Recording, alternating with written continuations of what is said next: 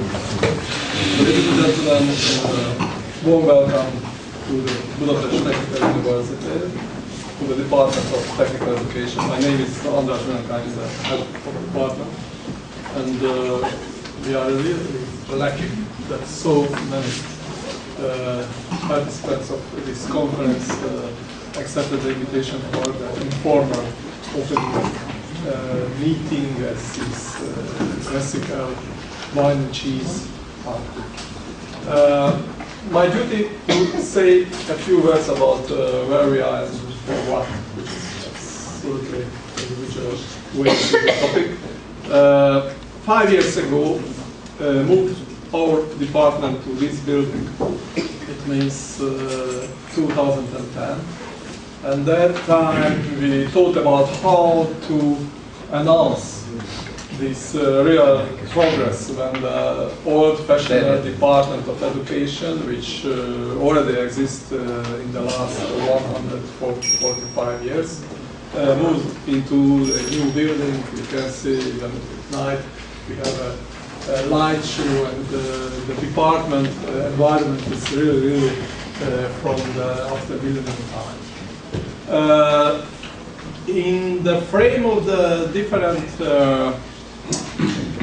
activities, we started a new line of activities. I mean that a few years ago, before, we established the Visual Learning Lab, which is after the Nottingham initiative, maybe second well-known over the world initiative to analyze from the multidisciplinary point the topic of the visual education processes.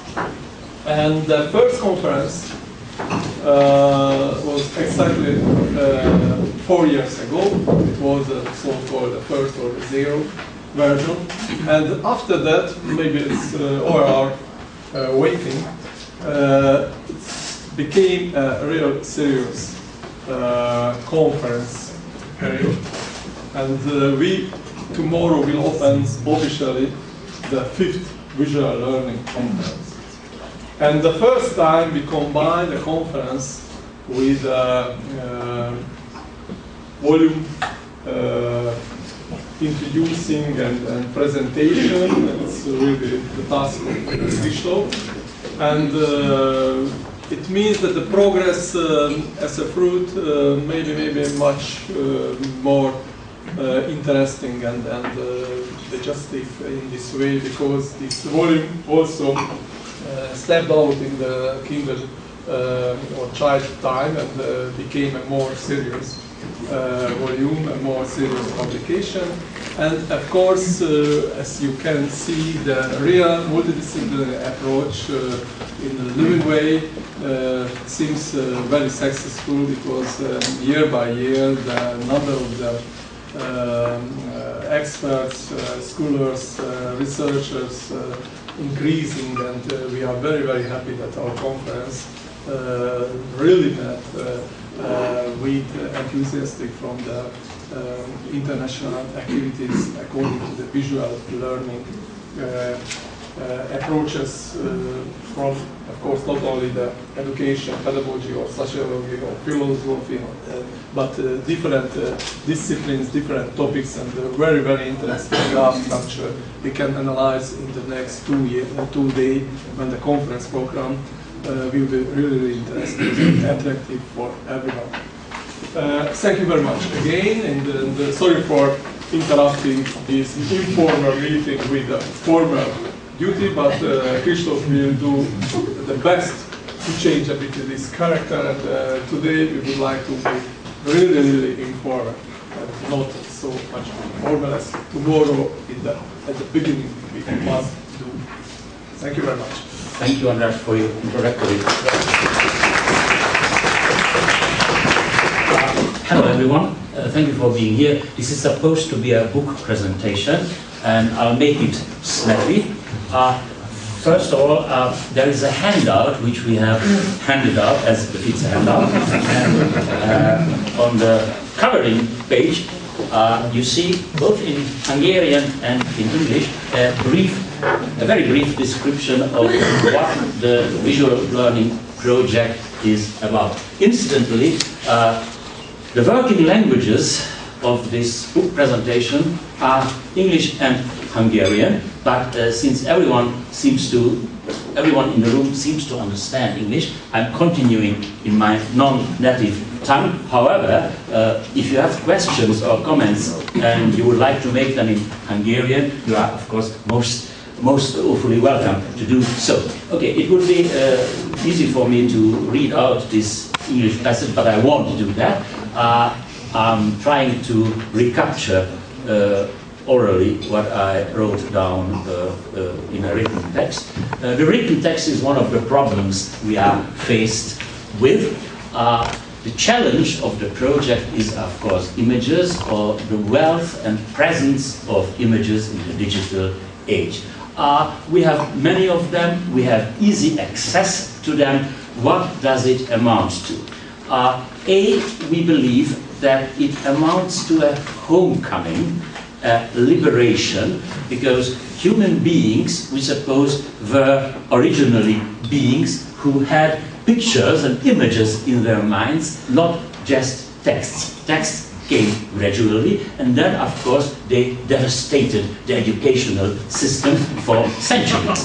However, now we have the challenge to face those images in school, in elementary, secondary, and higher education systems, and we believe it is still a challenge. In the very brief discussion, I will come back specifically with a certain person in mind to this challenge.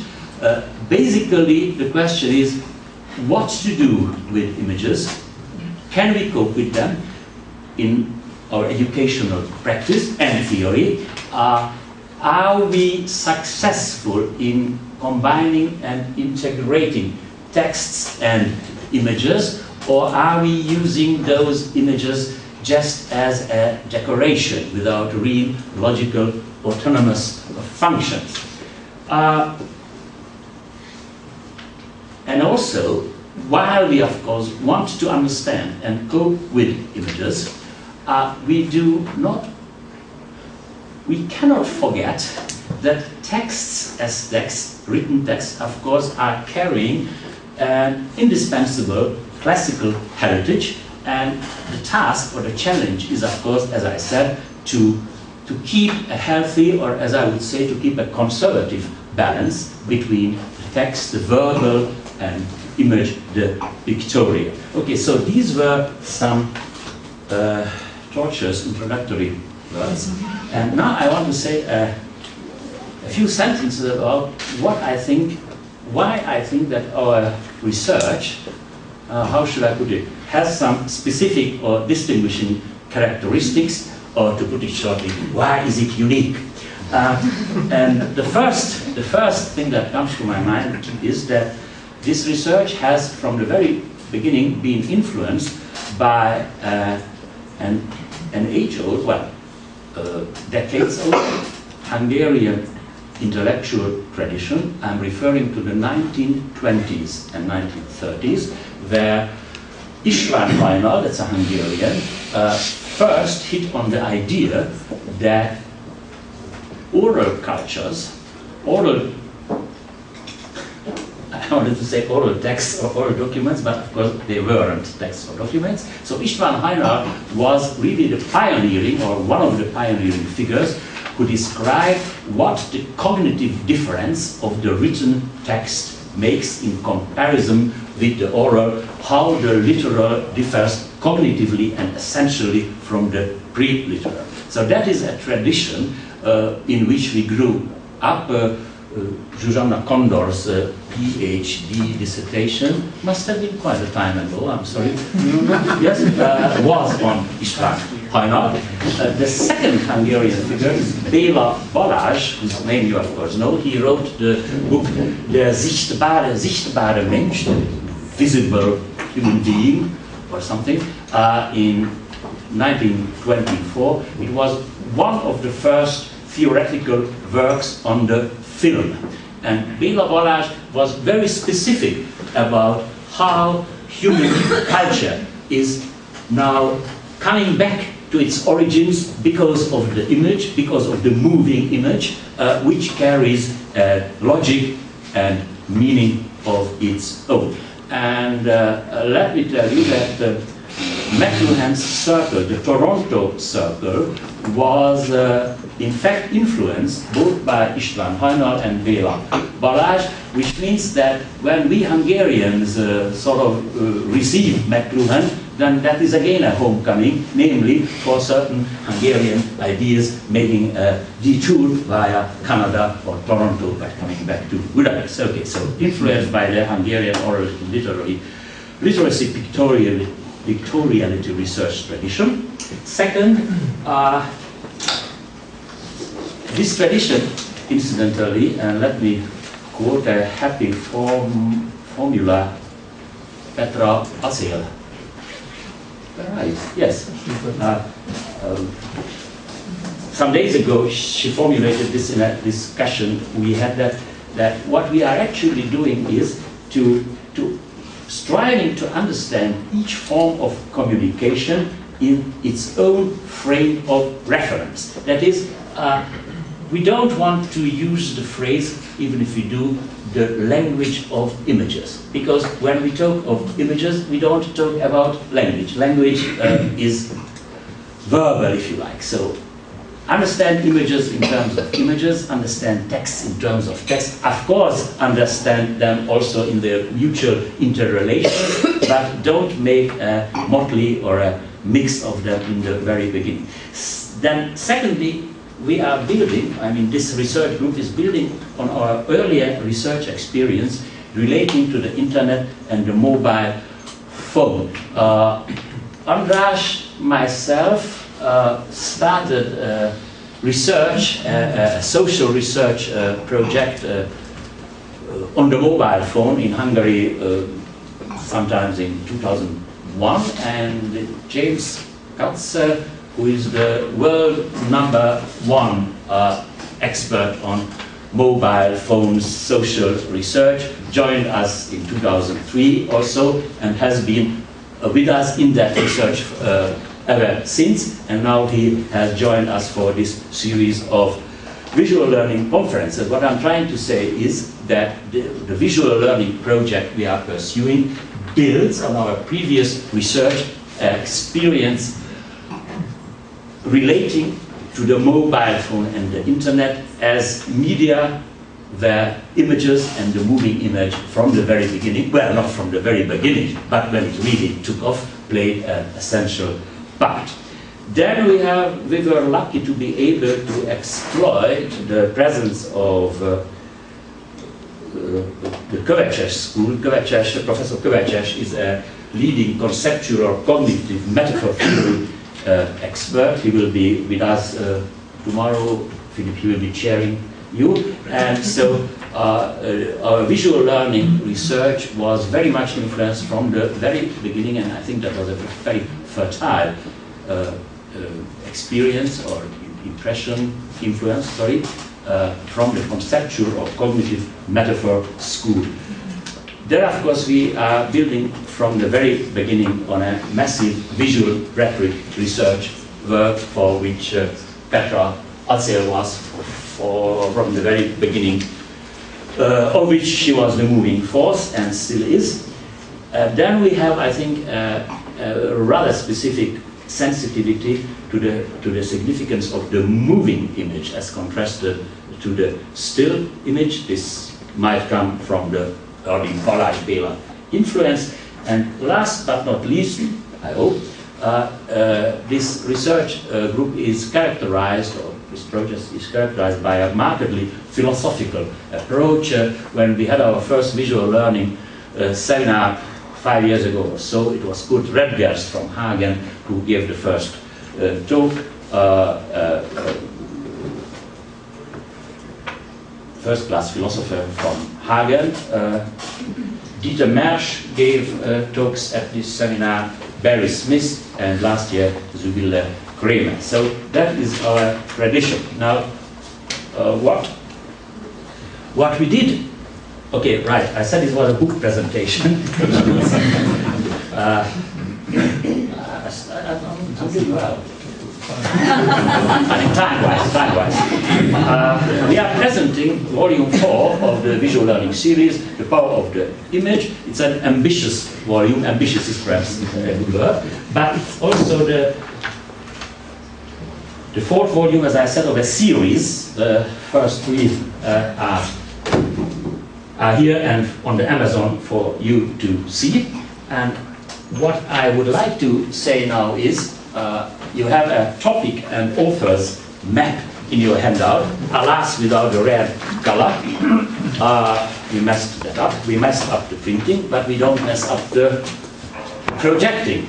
Our project is now projected in colors, and what this topic and authors map should suggest to you, and I'm soon coming to an end, is how certain, but of course it is visible what it suggests, how the main topics which we dealt with or have done research on hang together in themselves and with the notion and phenomenon of the image. The links are obviously links between some main topics, and in the fields between the lines you see, of course you can't read authors' names who were specifically active in those topics. For example, András Benedek was and is active in the topic linking papers, research, linking image with text, advertisement. Here she is between these topics, but here again she appears under the topic self-presentation. Okay, so the idea is, Anna Slavi, this you are here. Gender, metaphor, image, encircled or rather closed into the triangle of gender, metaphor, and image. So this should give you perhaps an idea of how in our minds, or rather how in these volumes, these topics hang together and who has done what. If you go on in the handouts, then you have a list of our authors in alphabetical order. In other words, the names which appear here reappear in this list. And if that wasn't enough, then you come to the last list, in which the series visual learning combined or joint table of contents appear in the order of the volumes. And I think that underneath there is a leaflet from Peter Lang concerning the power of the image. Okay, a few minutes left for the book presentation itself. This is volume 4, The Power of the Image, and I'm mentioning just a few chapters. 5 minutes, it will be over. The preface is written by András Benedek, and the preface is interesting because, as all our prefaces in all the volumes, summarize each chapter in a brief paragraph, which means that if someone wants to write a review paper, it's a very easy job. It's all here. You just have to copy the preface or any sentence you like to quote. Or, I mean, you don't have to quote it. It's in the public record.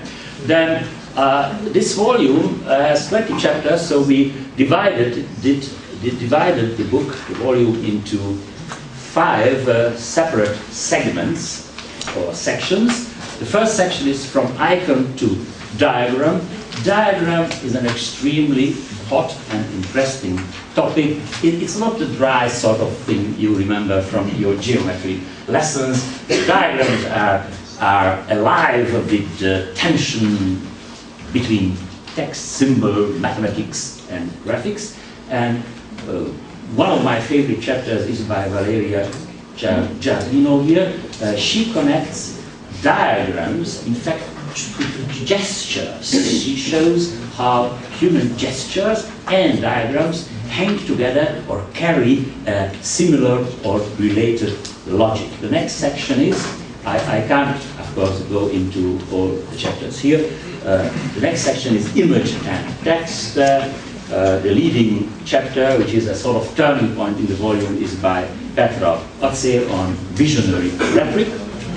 Then there is a favorite chapter of mine. All the chapters are favorite chapters of mine, of course. James Kimball, Soldier and Savior, Visual Propaganda, Serial Narrativity, and the Case of the Kid in Upper 4. What is the kid in Upper 4? It's the upper berth in a railway carriage. So that is what the kid in Upper 4 does.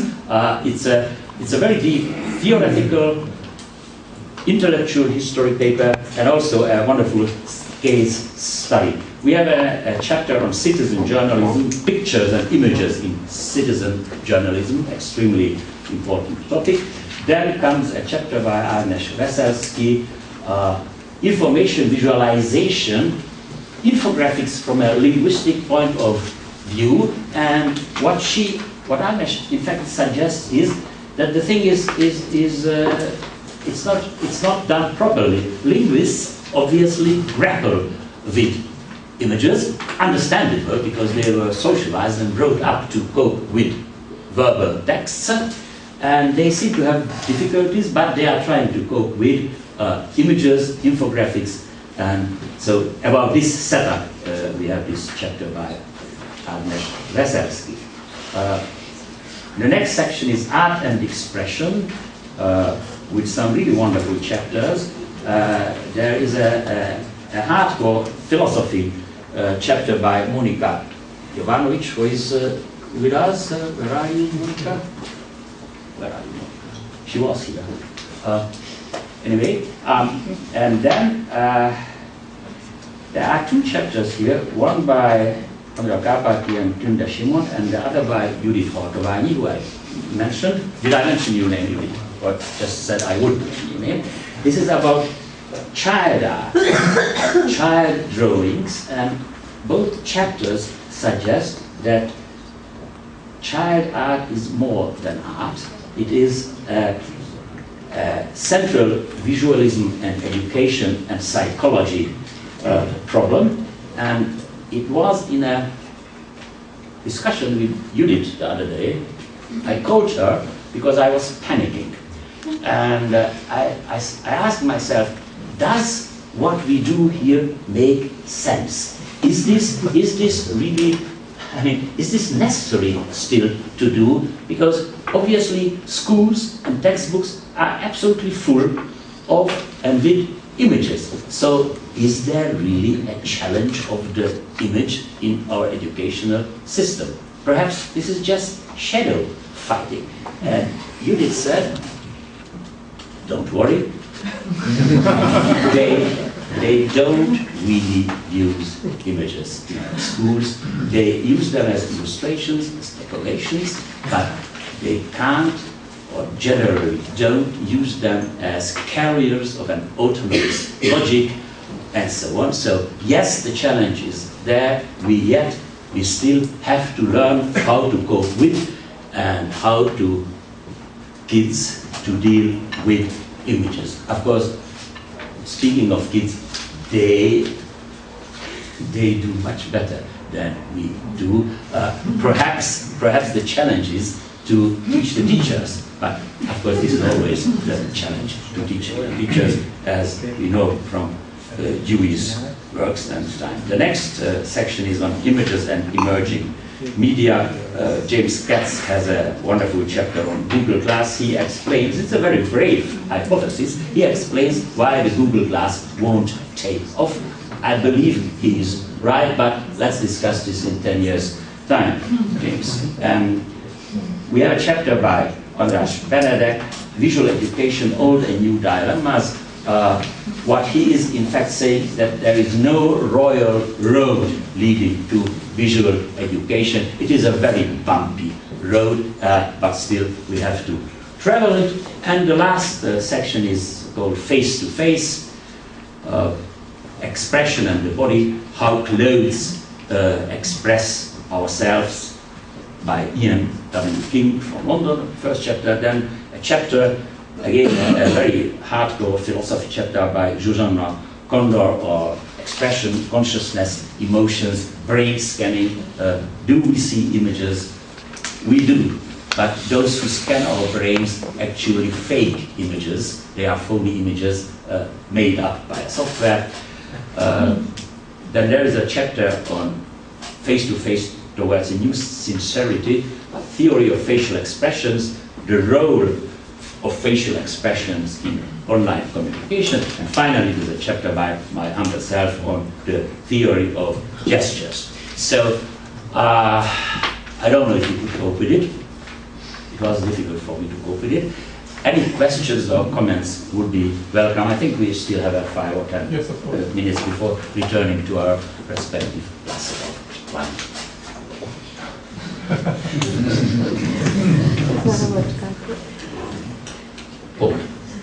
So this is all very interesting to me and somewhat new. So I'm very interested to hear about this. But one of the things that I was puzzling about when I heard the emphasis on a distinction between image and text is that there is it's unclear exactly what we're going to mean by text in that connection. So there is text as public language. There's clearly a very important distinction between images and public languages. But on the other hand, we could mean just propositional content. So things that are presented as being such and so. And when in mainstream thinking about perceptual image, it's very common to think that images present things as being a certain way. So there is a white expanse here. That involves the concept white and the solid surface. And those are concepts. And concepts are not images. But the images have a content which is propositional. So this thing is in front of me, is such a content. And we think of that as very important for the way we gather information about the world, because unless the images presented information, it would be very hard to learn something from having a perceptual image. So when we say text, are we just saying there's a difference between image and public language? Or are we saying also that it's very important that we distinguish between image and propositions? The challenge, obviously, yes. is there. I couldn't disagree more. With what? About propositional content. Clearly, there are many things that come to my mind, but that's not very interesting. What comes to my mind, although what comes to my mind is not entirely propositional. So, there was the imagery debate, and you seem to be on the Pilischen side and not on the Koslin side.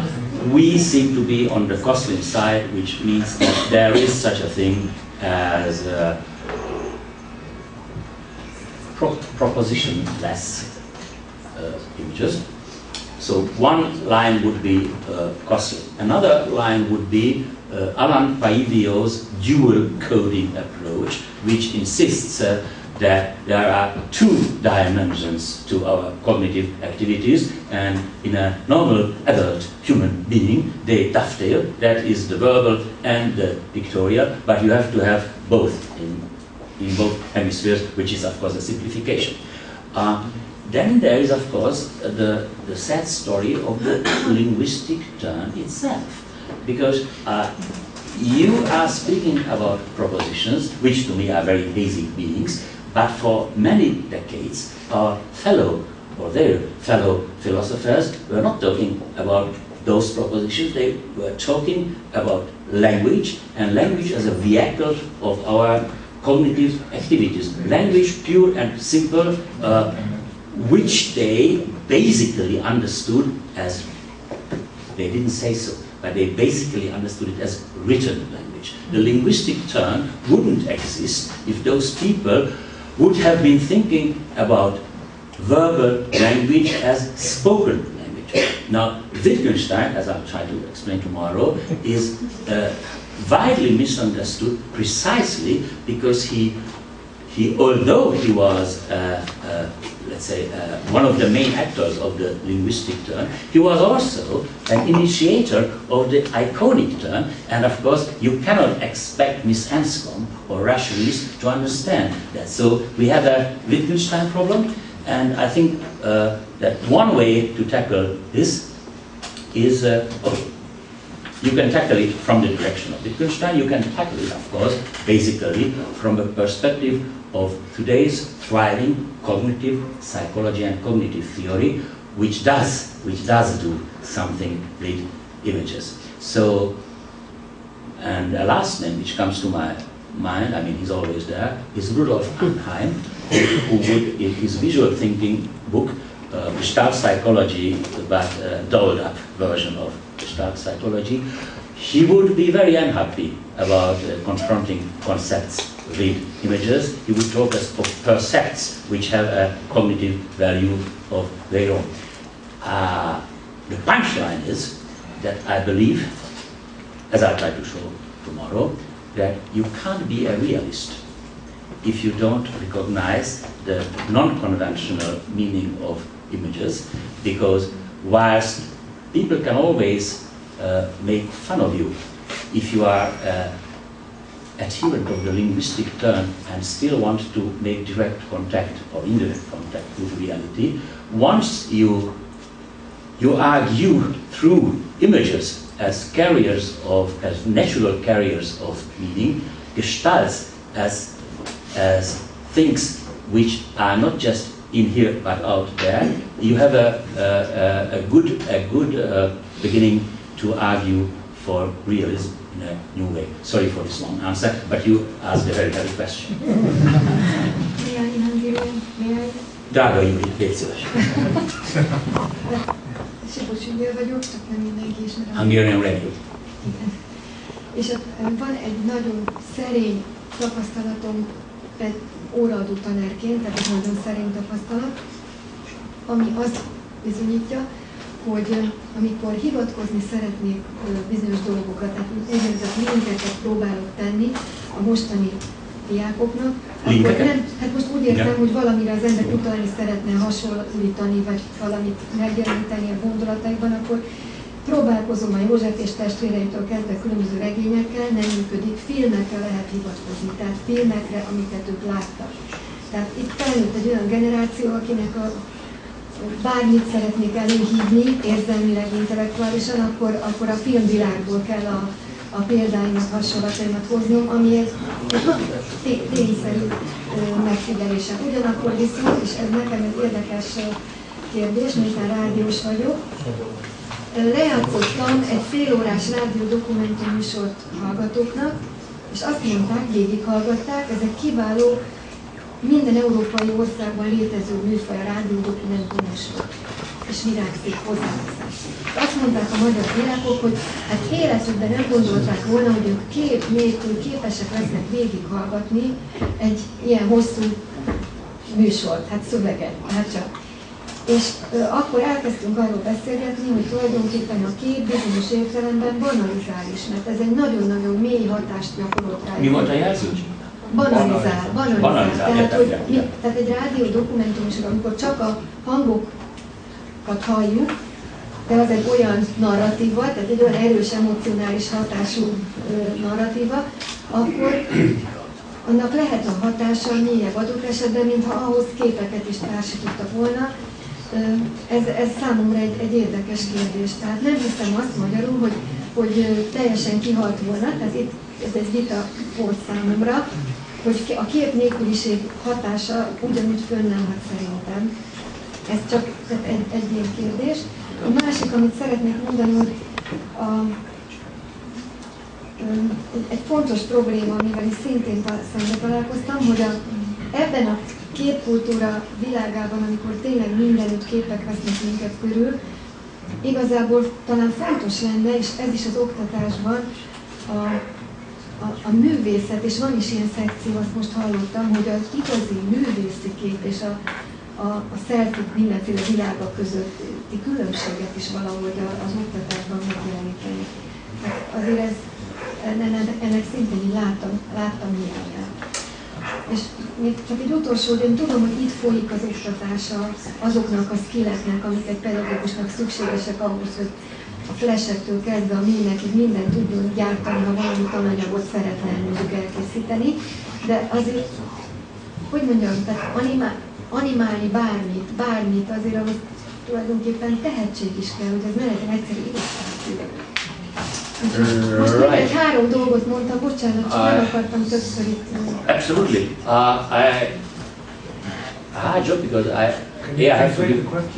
Sorry? Can you say a little bit what the question? Yeah, absolutely. That's what the hard part of it. Answering them is easy.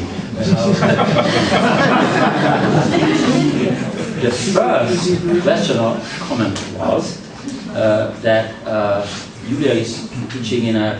Just in Corvinus Egyetem, Petra, in a higher education institutions, and oh, you are talking about university students, not just kids. No. And so her impression or experience is that if she wants to convey knowledge or emotion to her students, she can't do it through written texts like novels, classical texts, because those kids don't seem to have an approach, it's not accessible to them. However, so if she wants to convey something, she must have recourse to the film, which those kids, of course, understand or think they understand and have access to. I understand that point, but then Julia said that what she was surprised by was that how would you in documentaries, radio documentaries, so just oral texts, 8 minutes, just sounds, just sounds, okay, text sounds played to those kids, and behold, gee, they still got something from it, so they seem to be impressed by the spoken text without any pictures, and you said that it evokes pictures in them. But what is the surprise? I mean, one would expect them to have learned their language in such a manner that they had, I mean, they are familiar, or from the very beginning were familiar with a visual surrounding inside and outside, and they learned a verbal language based on that or playing together with that. So I'm not so surprised that when they hear sounds or when they hear a human voice or a human story, that it evokes images in them. That is how a human mind works. Basically, primordial human language, we believe, was not or is not verbal language, but a language of gestures, which means a visual language. Also, human beings used images, physical images, and of course were thinking in mental images, and then what came was the dominance of the written text. And I think what kills imagery is a long schooling in the world of written text. That is devastating our imagery. Although, of course, the case of Don Quixote shows you that plain texts without appropriate pictures can also lead to false images. So, anyway, we have the challenge. What was the second point? Just the difference between the real art, real art and mere selfies.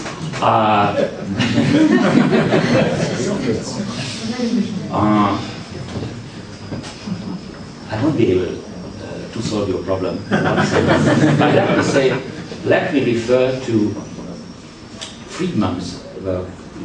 The power of the.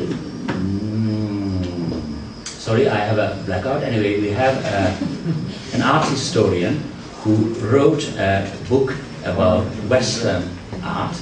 The name will come back in a minute. I mean, it's a household name generally and for me. And the point of his of his book is that those high art images you are referring to, pictures, paintings, art, Rembrandt, and so on, always had a strong physical connotation. He is not suggesting that art is always pornography, but he does show that what is for us just sublime art used to have, let's say, a strong bodily connotation and aspect. And what was the third? The third was the talent to be Yeah. Anyway, to come back to the second point is, so what I'm trying to say is that there doesn't seem to be a historically clear-cut and valid distinction between art and the lower forms of images. Perhaps we just imagine that to be the case. If you are listening to dance music written 500 years ago, you think it's something very, very classical and serious, and so although people were dancing to the tune 500 years ago. How to become creative with images, I frankly don't know, but I know one thing, that before the internet and images, before computer graphics came, I myself had absolutely no feelings for drawing and images, and although I still cannot draw, I think that I do have a more intimate relation to images and pictures, and in fact computer graphics had to arrive for me to understand what the iconic turn consists in. Indeed, I believe that the iconic turn wouldn't have been launched if computer graphics hadn't appeared in the mid-1980s. Yes?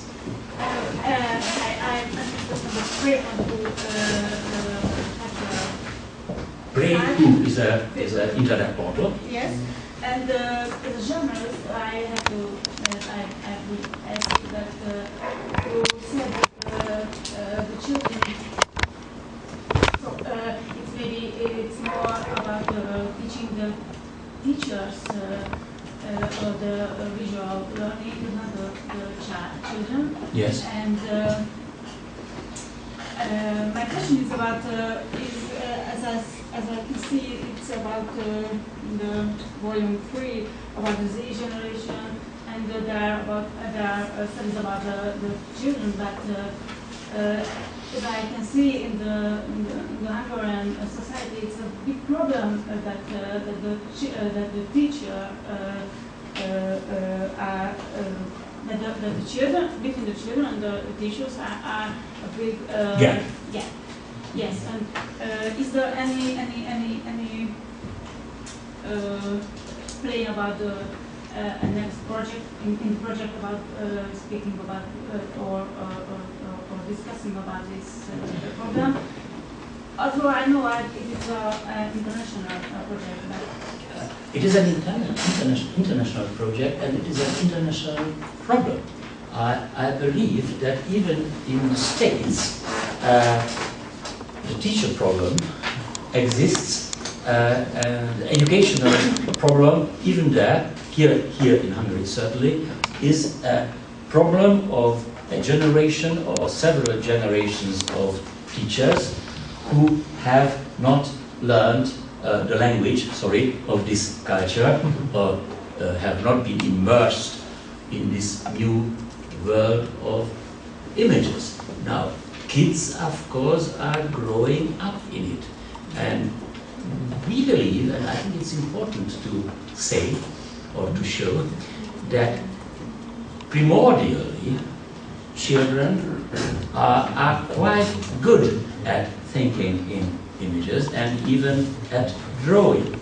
And an educational system which is based entirely, or was for centuries based entirely on written texts, is killing the image instinct in kids. Bertrand Russell liked to quote a big chunk of literature on the problem how schooling in texts gradually kills imagery, especially in educated adults. It's not politically correct, but when Bertrand Russell wrote, this notion did not exist, and so he agreed with Galton, who believed that children, uneducated people and women have a vivid imagery because they don't go through the school system. However, adult males, especially if they are educated ones, lose the sense of the image. And Galton's great hypothesis of discovery, if you like, his question was, how the hell are able educated males to think when they don't see pictures? And his answer was that images are have a motoric basis, an embodied basis, and even if they don't see those males, even if they don't see images, they do feel motor feelings. So their muscles are thinking instead of their brains.